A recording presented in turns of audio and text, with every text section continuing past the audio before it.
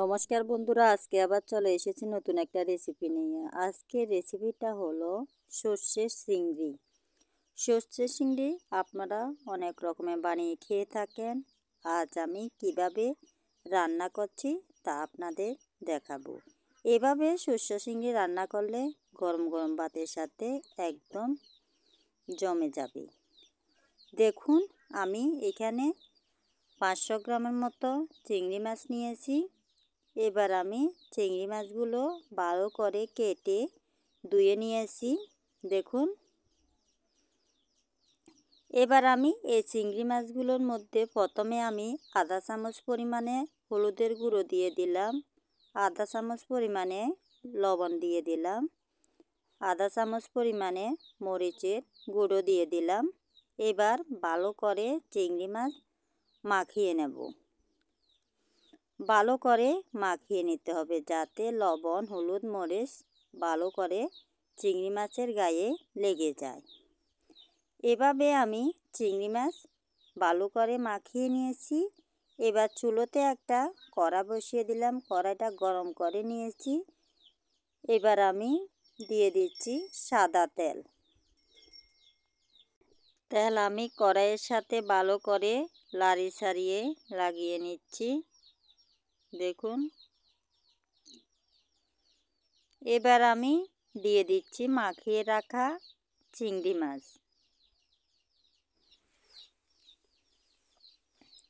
এ তেলের মধ্যে ভালো করে আমি চিংড়ি মাছ ভেজে নেব। একটু পরপর লাড়িয়ে চাড়িয়ে চিংড়ি মাছ লাল লাল করে ভেজে নেব। দেখুন, চিংড়ি মাছ প্রায় ভাজা হয়ে গেল। দেখুন, আর একটু ভেজে নিচ্ছি।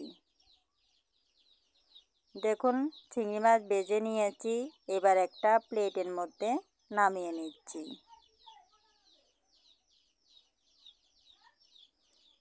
আমি চিংড়ি মাছ একদম লাল লাল করে ভেজে নিয়েছি।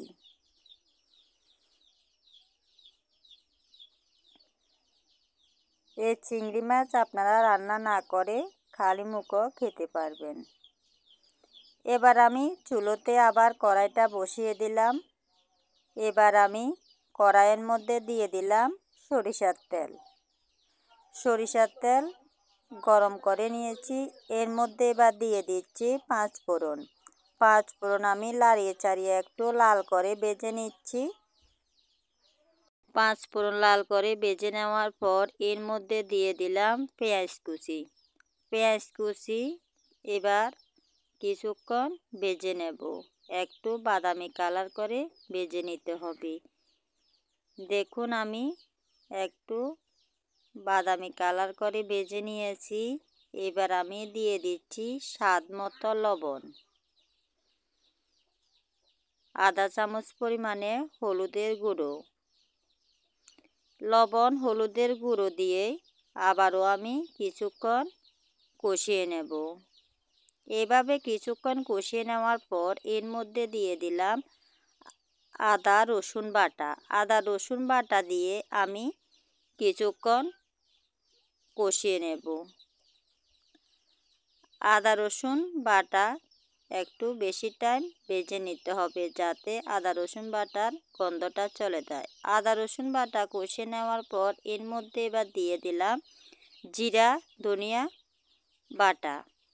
জিরা ধনিয়া বাটা দিয়েও আরও 2-3 মিনিট আমি কষিয়ে নিব। দেখুন, কষিয়ে নিয়েছি।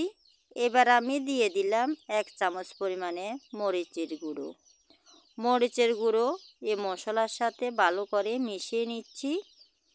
মরিচের গুঁড়ো কড়াইয়ের সাথে লেগে যাবে, তাই একটু জল দিয়ে দিলাম। এবার আমি আবারও সব মশলাগুলো ভালো করে কষিয়ে নেব। যে জল দিয়েছি আমি মশলার মধ্যে, এই জলটা আমি শুকিয়ে নেব। মশলা এভাবে লাড়িয়ে চাড়িয়ে দিতে দিতে মশলার উপরে তেল ভাসবে। তখন বুঝতে হবে যে মশলা কষিয়ে নেওয়া হয়ে গেল।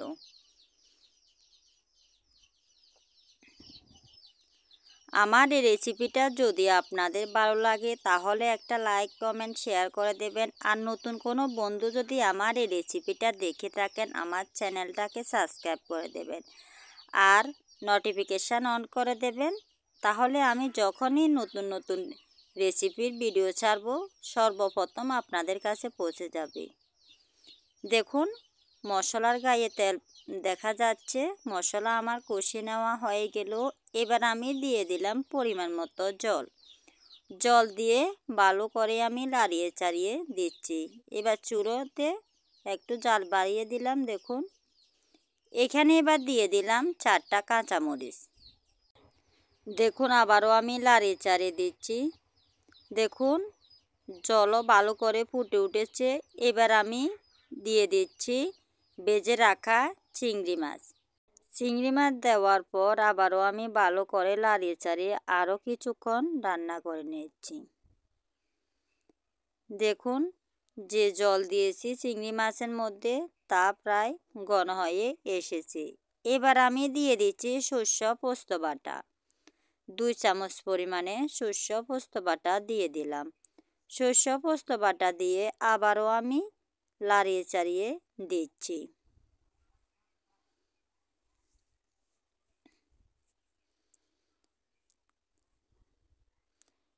এভাবে কিছুক্ষণ রান্না করার পর এবার আমি দিয়ে দিলাম গরম মশলার গুঁড়ো।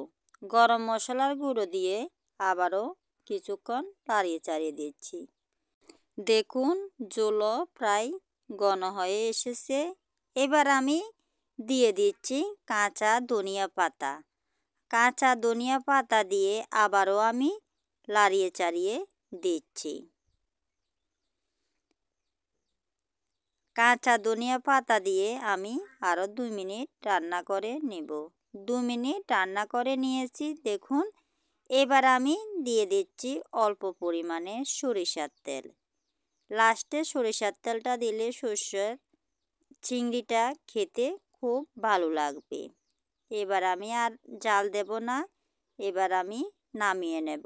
দেখুন আমার সর্ষে চিংড়ি রান্না করা রেডি হয়ে গেল। এবার আমি একটা প্লেট নিয়েছি, প্লেটের মধ্যে নামিয়ে নিচ্ছি।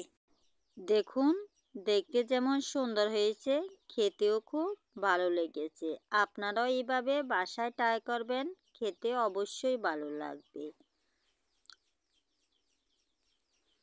আজ এ পর্যন্তই বন্ধুরা, সবাই ভালো থাকবেন, সুস্থ থাকবেন। আবার চলে আসব নতুন একটা রেসিপি নিয়ে। এভাবে চিংড়ি মাছ রান্না করলে শীতের এ দিনে গরম গরম ভাতের সাথে খুবই ভালো লাগবে। আর আমার এই রেসিপিটা কেমন হয়েছে অবশ্যই একটা কমেন্ট করে জানাবেন। টাটা।